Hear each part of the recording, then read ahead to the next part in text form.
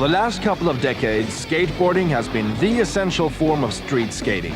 From its fad beginnings back in the 70s, the sport has developed into a hardcore youth subculture. If you're a skater, the sport's got definite street cred. But for Mr. and Mrs. Residential, they'd rather you got your cred on somebody else's streets. If skateboarding isn't your cup of tea, fear not, because a new form of skating has arrived which might be right up your street. Inline skating has been labeled the family sport of the 90s. It's wholesome, it's healthy, it's acceptable. Now, some skaters might think it's all just media hype and a bit flaky, but there are signs that inline might yet be set to join skateboarding as a major league street cred sport.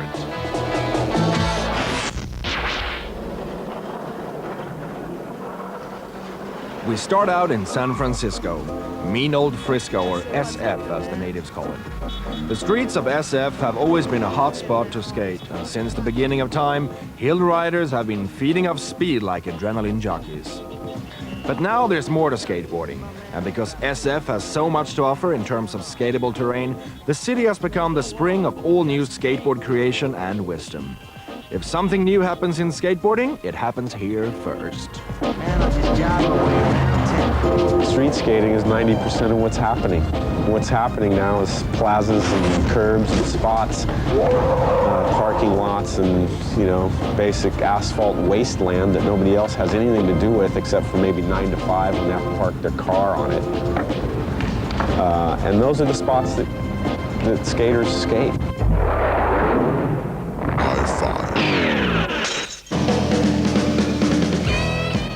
As far as the SF street scene goes, skateboarding is big business. So where better to skate than downtown in the big business area? And in the heart of city Slickersville, the Plaza, Embarcadero, EMB, skateboard mecca. Kids, if you really want to get hip with what's up in skateboarding, come to EMB and this can all be yours someday. The brickwork is about the gnarliest surface you could skate on. The curbs are well lathered. And, that's about it. Not much more to it than that. Grab your board.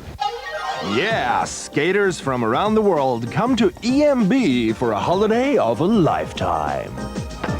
Everyone just goes there and just skates. It was like a mall, basically a park. All people from all over coming, all over the world.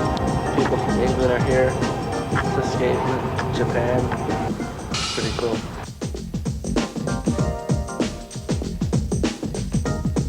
From friends to skate in Embarcadero, big place, good place in San Francisco.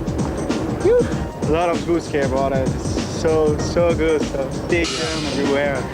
That's so cool. Have you taken any spills today? A couple, yeah. Well, that's good. Of all skating locations, EMB is at the cutting edge of what's going on. Just keep your eyes open and watch the latest tricks in the making. Do they call you Joey or Joe? Billy. Yeah, what tricks have you been working on? Step off to tail slide, to backside shove it, no slide. This is the big money maneuver here.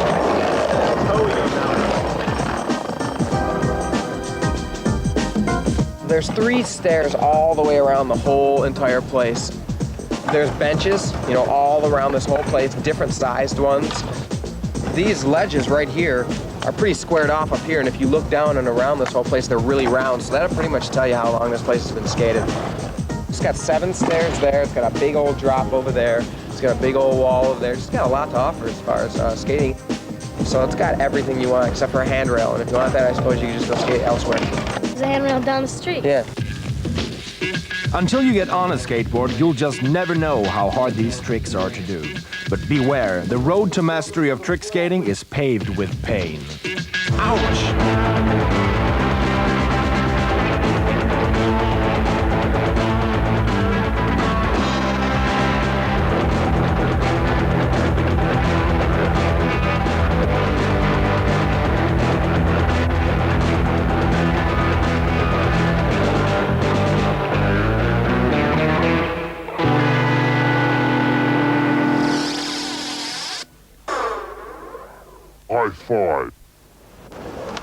Now, if you survive your initiation ceremony into the sport, it's not over yet.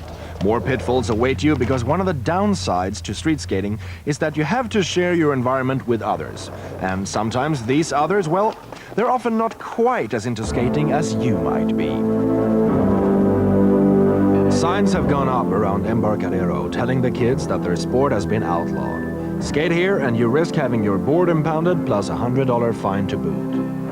Now this doesn't stop the kids, but it does make them feel oppressed. They wouldn't mind so much if they had parks to skate in, but they don't. Their crime is one of damaging inanimate concrete. If concrete has feelings, well, then maybe that's understandable.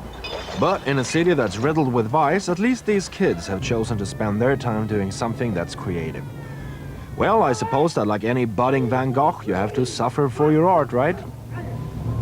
Listen, kid, you're over. You've got the right to remain silent.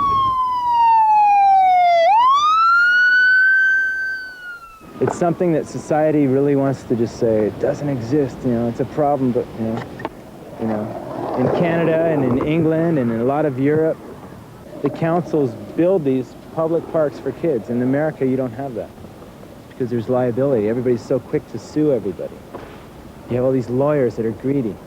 I'll sue you, you know. And that's kind of why my place, my ramps, I have it private because I don't want some little kid suing me because he breaks his arm in my ramps or something.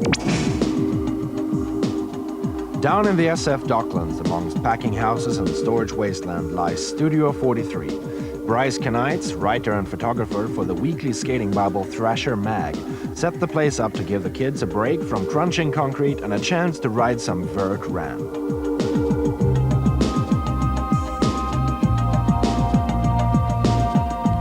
Even if you're from out of town, you're welcome just to turn up and jam.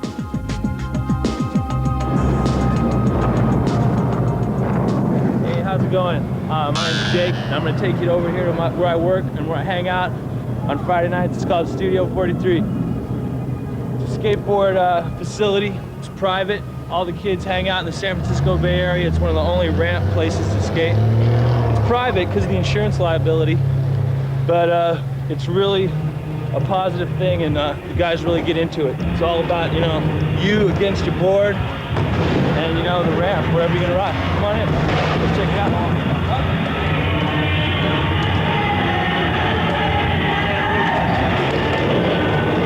Right here, this is the main ramp, this is the bird ramp. It's 24 foot wide and then a 12 foot wide on the other side.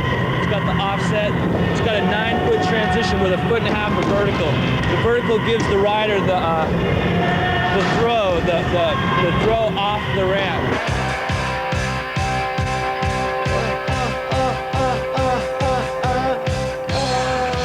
All the guys out here, they just live one day at a time.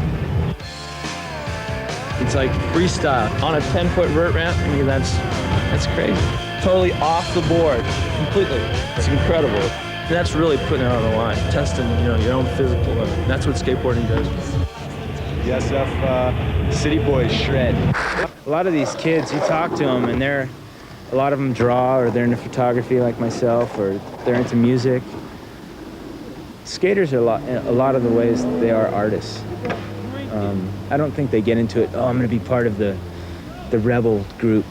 I don't think so. I think they're into it because it's a release and it's an art form. High five.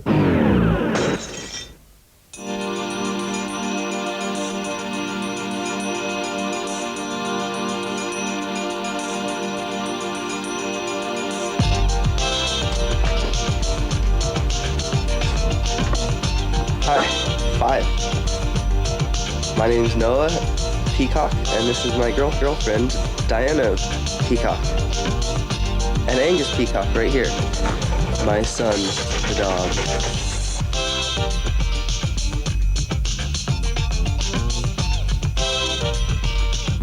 Tell me what it's like then to live in San Francisco. What's it like to see? Oh man, well it's my favorite place to be. The whole city's like a skate park, you know. Now we have a warehouse with ramps and we have all the hills. I'm stoked. Hips and fun box and quarter pipes and little pool coping rail slide bars and a curb and oh yeah. because it is fun, and they'll like it, you know? People that like to skate should definitely come here. No, I don't go to school. I work at my dad's guitar shop right down the street. This is my dad, George Peacock. Hi there. Owns the shop. Been here for about 20 years. I'm learning how to build guitars and repair them, you know? I've already built a classical guitar. Took me a while, I guess about a year to make it, but it sounds nice. And me and all my friends that like to go fast and skate the ramps or whatever, we all listen to Slayer and Venom or whatever, you know.